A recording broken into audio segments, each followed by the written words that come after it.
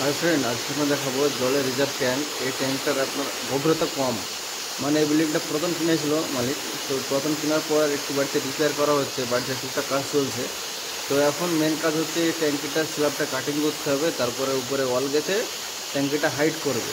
মানে ট্যাঙ্কের যে জলের যা ক্ষমতা ছিল তার থেকে এখন বেশি করবে। তো আমাদের সঙ্গে কন্ট্যাক্ট করা হয়েছে, আমরা মুর্শিদাবাদ থেকে দমদমে গিয়ে কাটিংটা করছি। এই যে জলের ট্যাঙ্কটা প্রায় 70 স্কোয়ার ফিট জায়গা আছে, সেই স্ল্যাবটা আমরা কেটে পিস পিস করে কেটে নামিয়ে দেবো। তারপরে মিস্ত্রিরা 4 সাইডে ওয়াল গেঁথে উপরে হাইট করবে, মানে জল যেন বেশি আটে সেই ব্যবস্থা করবে এখন। তো এই জলটা খারাপ জল না, এই জলটা আপনার টাইম কলে জলটা এসে এখানে জমা হয়, আর এখান থেকে ছোটো মোটরে করে উপরে ওঠাই। আমাদের মুর্শিদাবাদের দিকে এইসবগুলো চলে না, এগুলো আমি দমদমে গিয়ে দেখলাম, জিনিসটা খুব ভালোই লাগলো। কারণ এইসব বিল্ডিংয়ে আপনার সাবমার্শাল বা টিউবওয়েলের যে ছোটো ছোটো টিউবওয়েল থাকে সেসব টিউবওয়েল নেই এখানে। এখানে আপনার এই যে টাইম কলে জল আসছে, জলটা এখানে জমছে, তারপরে ছোটো যে মোটরগুলো আছে এক গোড়া হাফ গোড়া মোটরে জলটাকে উপরে নিয়ে যাচ্ছে, তারপর ফিল্টার মেশিনে ফিল্টার হয়ে তখন বেরিয়ে আসছে এই জলগুলো, তখন মানুষ খাচ্ছে।